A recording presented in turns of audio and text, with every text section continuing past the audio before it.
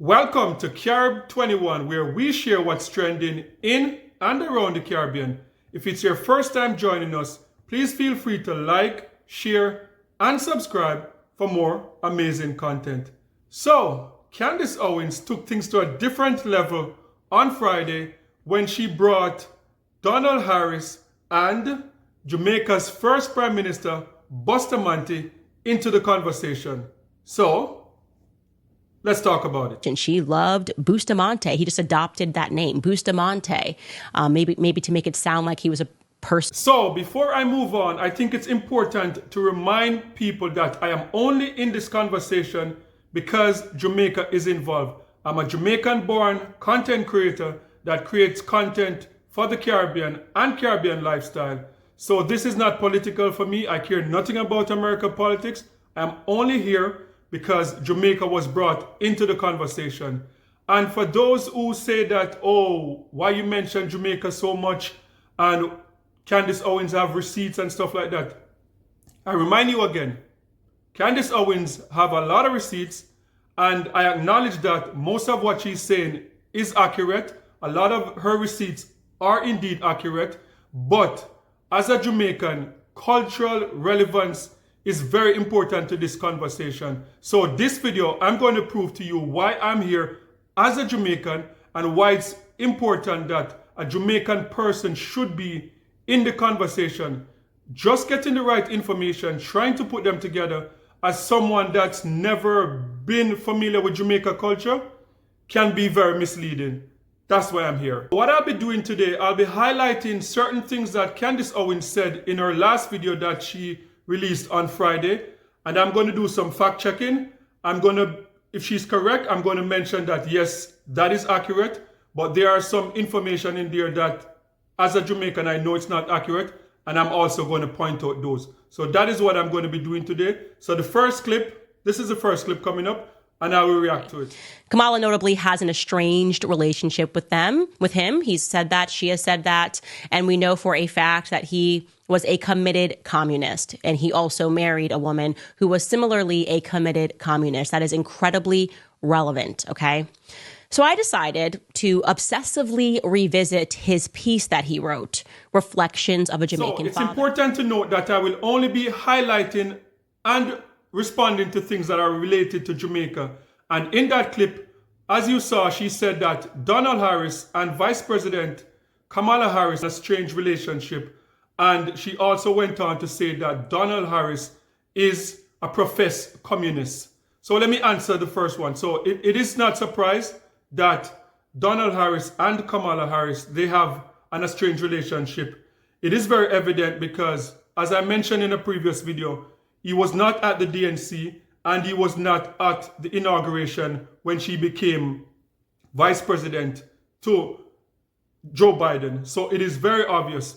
And after my conversation with a member from the Harris family, it was reiterated that that wedge came between them, in particular after the interview, the Breakfast Club interview with Charlamagne tha God, when she spoke about her weed smoking and how it's related to her being Jamaican. So that part is very obvious. The second part now, about Donald Harris being a communist. I'm not sure where Candace Owens got that information, but if you want to know more about Donald Harris, if you look on the Stanford University website, there is writings of Donald Harris of some of his economic plan for Jamaica, for the Caribbean. Donald Harris was also an advisor to the Jamaican government for decades, and many people think that Donald Harris is one of the advisors who helped Jamaica to get out of its tough financial situation in terms of paying down the IMF, in terms of Jamaica having the lowest unemployment rate today than in the history of Jamaica. So there's nothing out there to state that Donald Harris is a communist because of what Donald Harris, his contribution to Jamaica and the Jamaican economy. And I think 2-3 years ago, Donald Harris received one of the highest honor of Jamaica, the Order of Merit. So Donald Harris' contribution to economic and to the development of Jamaica is well documented. So I am not sure where Candace Owens get that from. So let's watch this second clip and I'll break it down right after this. And this time I was like, I'm going to fully commit myself to finding out as much as I can about every single line of this piece, particularly, of course, pertaining to his missing mother. That's Beryl, Grandma Beryl, and his grandmother, Iris Finnegan, her great-grandmother that she was posted up with. And so I'm going to perfect reason why a Jamaican voice is needed in the conversation, because Candace Owens is American and she cannot understand how someone would be so affectionate about their grandmother and how a mother would be missing from a child life. So let me explain. So it is not uncommon in Jamaica history for a lot of Jamaicans grew up without their mom. Because go back to 1910, when after the abolition of slavery and Jamaicans, there was that was the first exodus from Jamaica. The first exodus from Jamaica took place around 1910, 1905, 1910. That's when it took place, where Jamaicans were leaving in huge numbers. Jamaicans were going to Cuba. Jamaicans were going to Venezuela. Actually, the first black Jamaican millionaire got his wealth in Venezuela and came back to Jamaica. And that's the popular Devon House in Jamaica that we know now. So it is not uncommon. And to add to that, between 1955 and 1960, about 66, 67, over 200,000 Jamaicans left Jamaica for a better life. That was in the middle of the Windrush movement, with Jamaicans going to the UK, Jamaicans going to Canada, and Jamaicans going to the USA. And that's why there's so many Jamaicans across the world. And most of those Jamaicans that left were women. Women left to do domestic work in Canada, in the UK. That's when PSW work started taking place. So it is not uncommon for someone growing up in Jamaica to have a closer relationship with their grandmother because their mom was missing because of the need to provide for her child. So this is why I say it's very important to have that Jamaican voice in the conversation. Let's continue. That photo of them sometime in the 60s, shortly after Kamala was born, that is our Iris Finnegan. And I said, I'm going to start with her. I'm going to obsessively read this piece. He writes that she is Iris Nay Finnegan. He writes incredibly affectionately about her. What we know is that Iris was born Ora Iris Allen. Okay, it's important for you guys to remember that her maiden name is Allen. But we can't find her anywhere in the Jamaican newspaper archives. Donald tells us in his piece that her ancestry is just completely unknown to him. So he has no idea who this woman, who he alleges had one of the greatest impacts upon his life. He has no idea where she descends from. We also find it a bit off-putting that he doesn't mention her husband by name. He simply calls him Mr. Christie. That would be his grandfather. Just one mention that Mr. The fact that Candace Owens is surprised that she can't find any clips in the Jamaican newspaper about Iris Allen Finnegan, that is a perfect example, because not everyone in Jamaica is in the Jamaica Gleaner. And to add to that, over 90 or 95% of the Jamaica Gleaner article, you'll never find it online.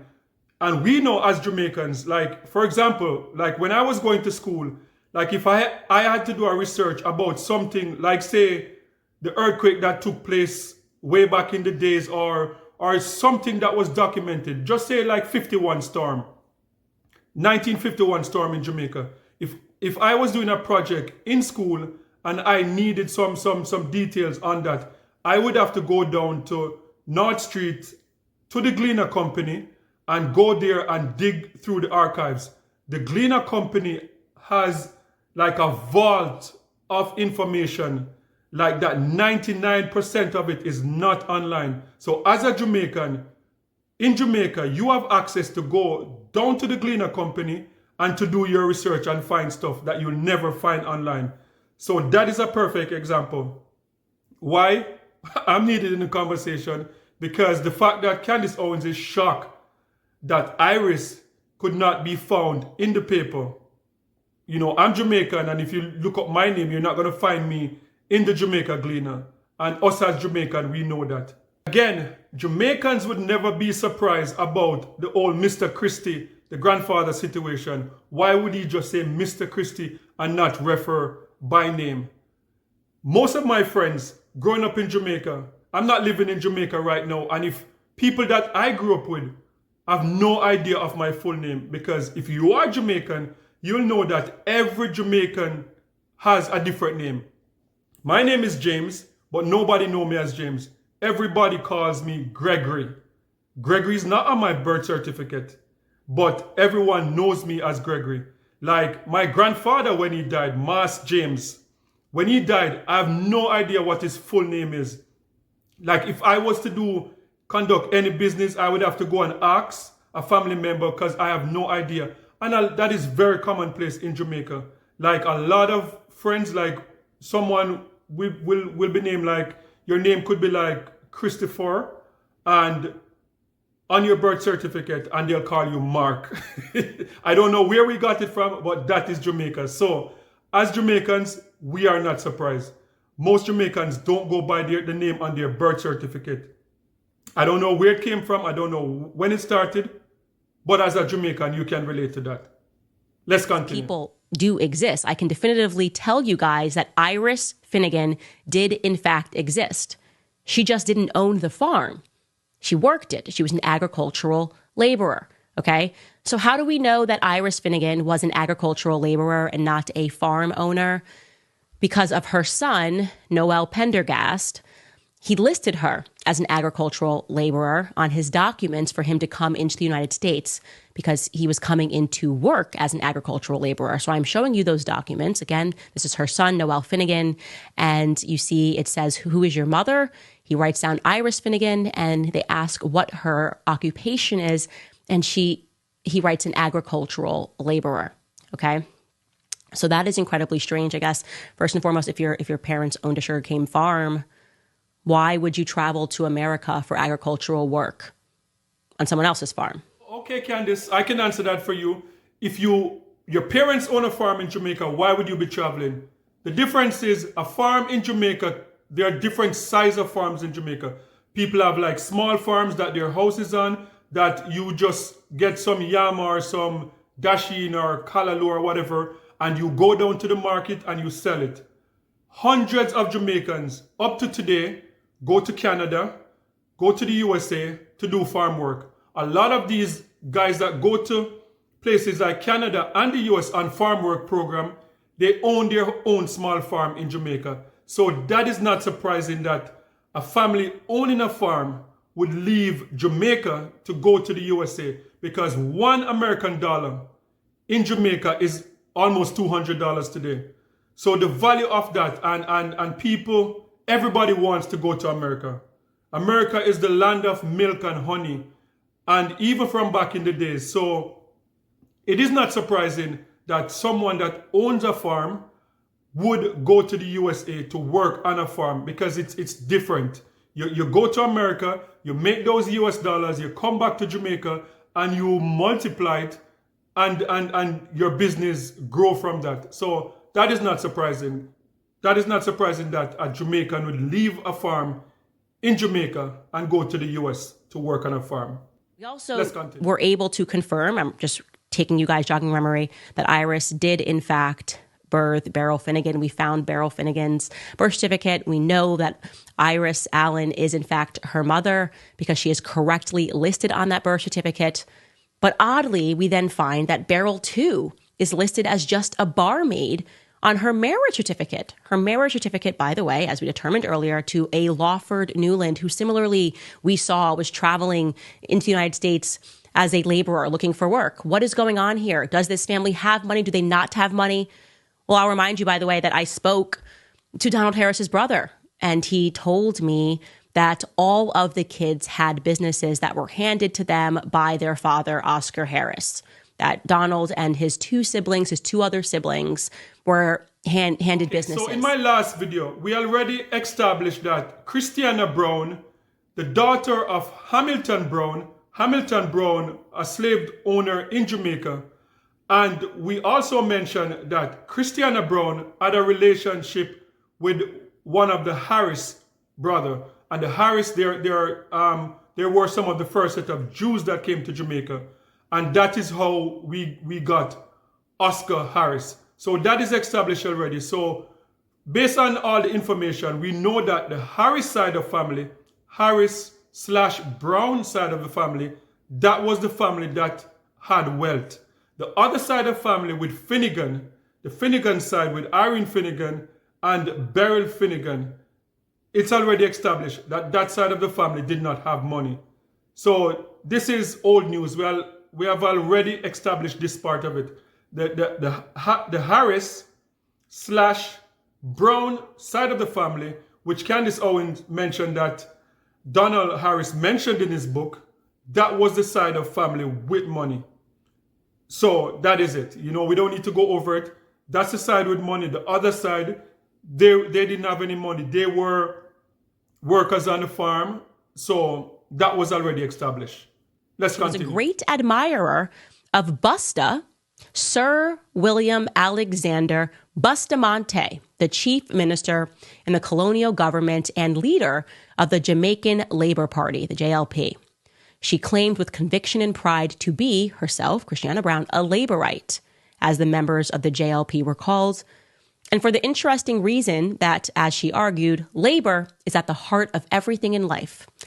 Little did I know it then, what I learned later in studying economics, that my grandmother was espousing her independently discovered version of a labor theory of value, okay? That's what he says, end quote. I want to show you that guy again, who he says his grandmother idolized and she loved him because he was a Labourite. So I really focused on that. I was like, who is this guy? Who is this Busta, Sir Busta, that she admired? This guy is very important to Jamaican history, to Jamaican politics, past and present. He was a man that was actually born William Alexander Clark, and he would go on to become the first minister of Jamaica. He's an unbelievably shady character, okay? He left Jamaica at the age of 21 to go to Cuba, and then there's no trace of what he did for 30 years. When he came back, he was a trained commie. He was ready to overthrow... So let's talk about Bustamante. So this is another example. So Candace Owens was able to go online and find information about Bustamante. That Bustamante left Jamaica in 1905 and went to Cuba for 30 years. He spent 30 years in Cuba. What was inaccurate in what she was saying is that no one knew what he was doing.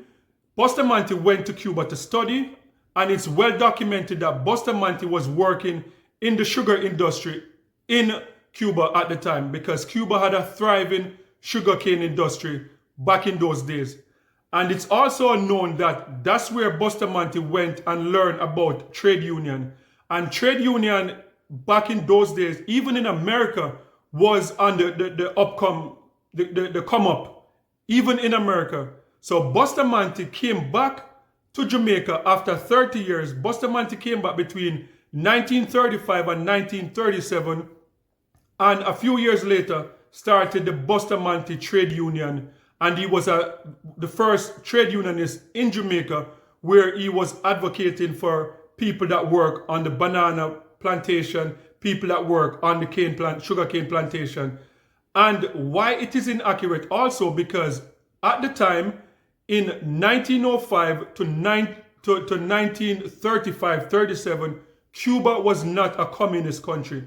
Cuba had close relations with the United States at that time, and Cuba was also known as the playground for the rich and famous Americans. Cuba was seen as pretty much like the first Las Vegas, where rich Americans would go and they would see like the salsa dancing, the burlesque dancers, and that is well documented in history. Cuba and the Fidel Castro government did not come into play until the mid to late 1950s. So Bustamante being a communist is inaccurate, because as I clearly stated, Fidel Castro did not come in play, and a communist leadership in Cuba did not come in play until the mid 1950s, and Cuba at the time had a great relationship with America. So that is inaccurate.